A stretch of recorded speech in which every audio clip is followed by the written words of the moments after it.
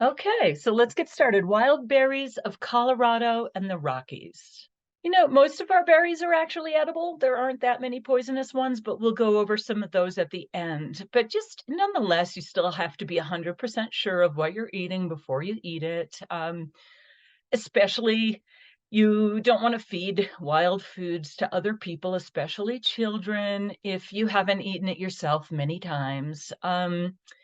Berries are made to be eaten, so picking them doesn't harm the plant, but if there aren't a lot, well, you're not gonna get a lot anyway, so why pick them? But also, it's a good idea at that point to leave them for the wildlife. So where if you wanna be above board about things, where to pick the berries, you would contact the land manager and find out if picking is allowed. But again, you're not doing any harm by picking berries.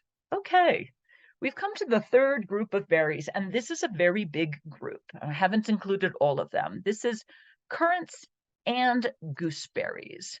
The reason I combine them into a single group is because they're all in the same genus, ribes.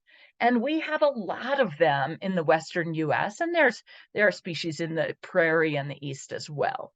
I normally do not give rules for whether a plant is edible or not, like a group of plants, but this group lends itself to rules. So and I've bolded the major features that are common to every currant and gooseberry. So they're all on shrubs. They might be calf height or they might be overhead, but they're on woody shrubs. And we don't even have that many shrubs in the West. So if you see a shrub, approach it and try to determine if it's a currant or gooseberry or one of the other berry shrubs that we are learning today. So all of the currants and gooseberries have simple leaves. That means each leaf is not divided into little leaflets, but just one leaf.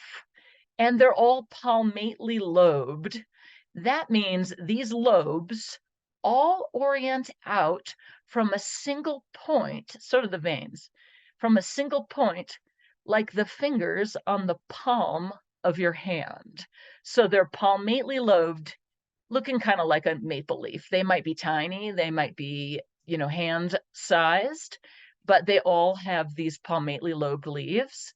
And they all have a berry with a dried flower sticking out the end. So I've put that in my illustration here, this dried flower, and it could be long and skinny or short and squat. But that's kind of a nice overview for currants and gooseberries. If you see a shrub with simple palmately lobed leaves and a berry with a dried flower sticking out, you very likely have an edible currant or gooseberry. They're all edible. And now we'll go into some of the species so you can see some of the differences. Some of them are spiny and some of them lack spines, and they come in a wide range of flavors. So this first one is called trumpet gooseberry. This is common to middle and high elevations, also our high deserts. And when the berries are underripe, they're often slightly translucent with stripes running down them. If you've ever bought store-bought gooseberries, the green ones, you recognize that feature. Those green ones that you buy at the store are ripe. There is a species that ripens to green that's found in the prairie states and to the east. Here in the Rockies, and the immediate surrounding area, if you see a green one, it's just underripe. But those even have a purpose. Those underripe green ones can be used as a substitute for pectin. If you're making jelly, you can throw some green berries in there and they add pectin to help the jelly gel. So these guys, when they're ripe, they range from purple to kind of a purple black. And this species has prickers. I'm going to go through all the ones that have prickers first, and then go to the ones that don't have prickers after that. So you can see these are getting darker and riper. So the white stem gooseberry has very tart berries. I like to collect them after the leaves start to turn yellow and fall off. And fall, you can see them a lot easier, and they're at their maximum ripeness. That said, here at 10,000 feet where I live, they're already pretty ripe, so you could pick them now, and lower elevations even riper. These guys, the thorns will give you a bit of a welt if you if you spear yourself. So it's slow picking, even when they're plentiful. If you do get enough, you can make a pie. Gooseberry pie is traditional. I flavored this with molasses. You know, those flour remnants, I just left them in the pie. They're totally edible. However, if you want to remove them, you're going to get a better texture. And I just recently discovered a nice way to remove them aside from hand picking them, which is you freeze the berries and then you just rub the frozen berries between your hands to get the papery bits off. For this was a frozen yogurt pie, and this one I think I cooked the berries in some water and mashed them down and ran it through a cloth and squeezed out just the essence of flavor. And I believe I added a lot of sugar, but because they're very tart. Right. This one is not the same species, even though it looks almost the same, but this is called trumpet gooseberry. It's found in drier regions like our high desert regions, and it has smaller leaves and more deeply divided lobes. And you can use it the same, but what is so interesting to me with this one is that the berries are sweet. They are not insanely tart like the previous gooseberry. Okay, still has prickers. And here's one growing along the river in the town of Buena Vista. You can see kind of arching shrub. It occurs on an arching shrub. And the trumpet gooseberry is so named for these elongated white trumpet-shaped flowers.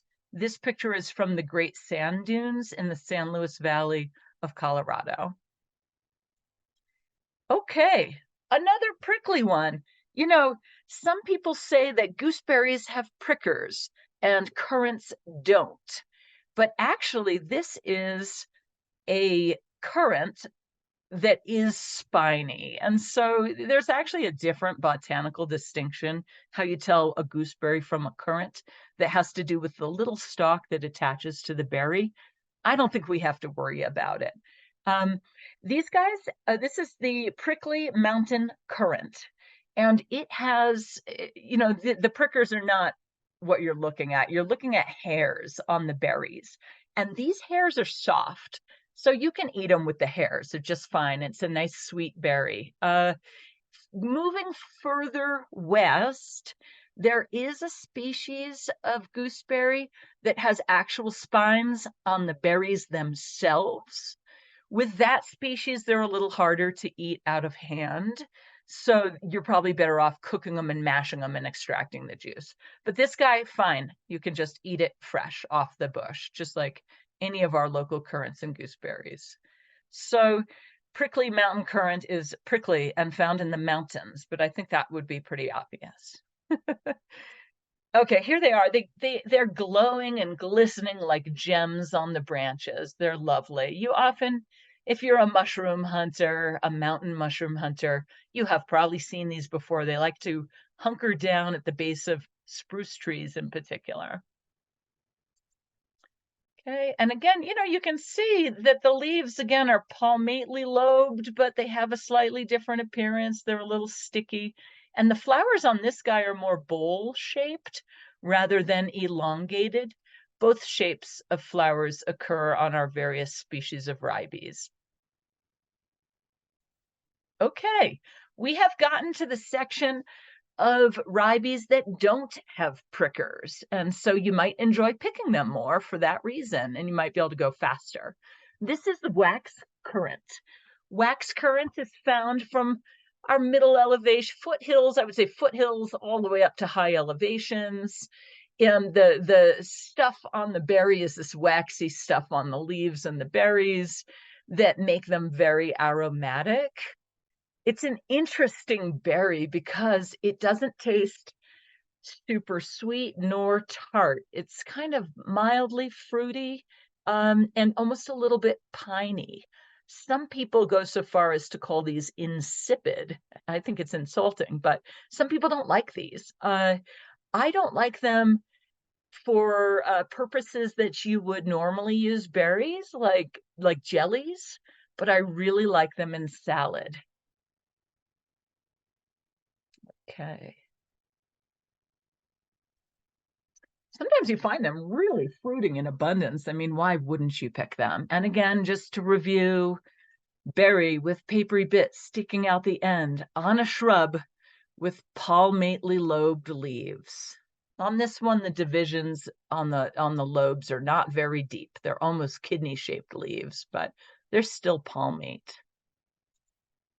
These make long tubular flowers. They're usually pinkish. And I collected these flowers in California. So that species stretches all the way to the West Coast. And the flowers are actually edible too of any of the ribes species. The leaves won't hurt you either. They're edible, but I think they're better as a flavoring than a food because they get kind of tough. Okay, this guy is called golden currant. I really like this one.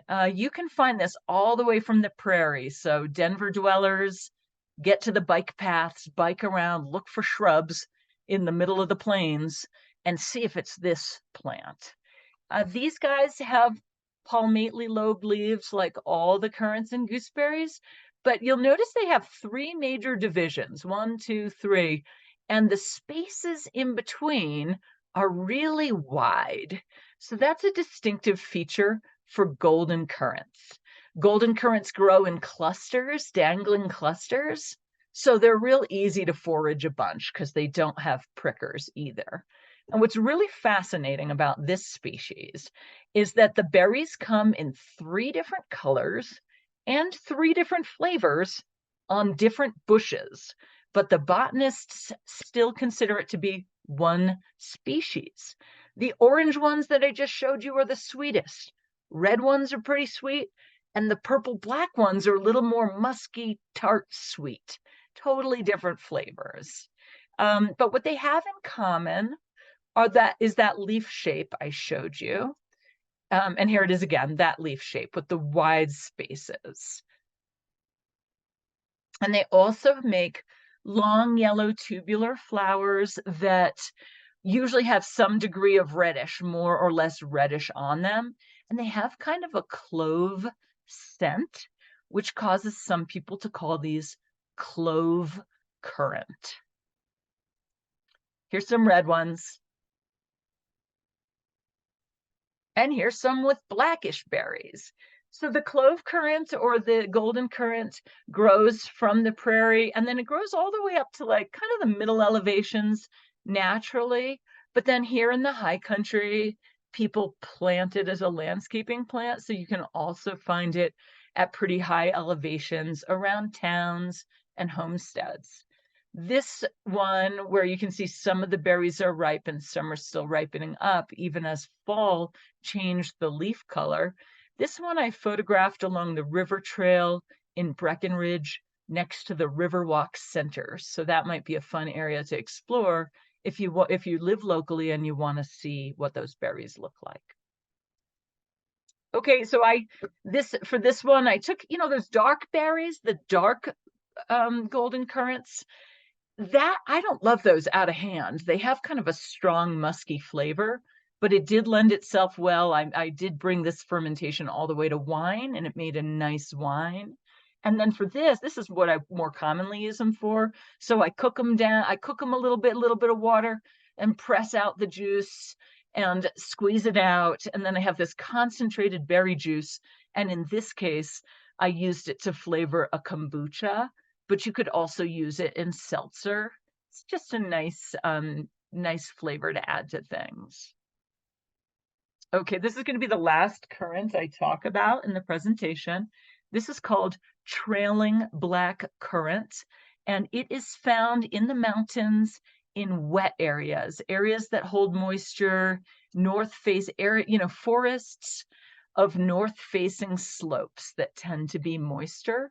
And this species is found along the Continental Divide in the Rockies, but it's also found in the Pacific Northwest.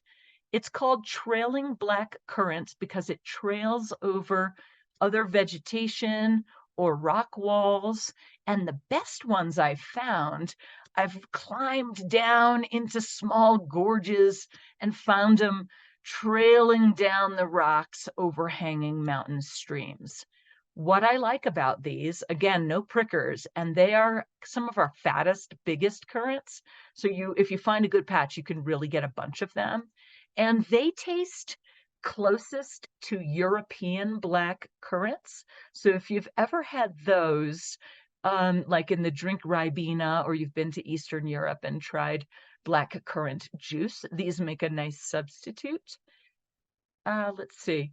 They've got yeah, some people don't like them. They've got kind of a funky, strong flavor. They are on low shrubs. You might even not perceive it as a shrub. And they have basically the largest maple-shaped leaves of any of our currants here locally. And so this guy, if you're hiking the trail and you see that leaf, look under it, because they hide under the foliage. They're very nice. I didn't include another currant. There's another currant that folks on the Front Range, in the Front Range mountain forests, might find, that has a very similar looking berry and similar dangling clusters. That one is the prickly black currant. And the differences are the prickly black currant is prickly, and the trailing black currant is not prickly. The trailing black currant has slightly bigger leaves. I was in Winter Park a couple days ago, and in Colorado, and I found them growing side by side, trailing black currant and prickly black currant. And you can eat those prickly black currants too. They also have a bit of a musky, funky flavor, but I think, with cooking and trying to prepare something with them, you can coax out their good qualities. So this guy also has the hairs. Some of them have sticky hairs and some of them don't in the ribes group. So this was me playing with different culinary approaches. For this, I dried the trailing black currants in a dehydrator until they were dry and ground them up into a flour.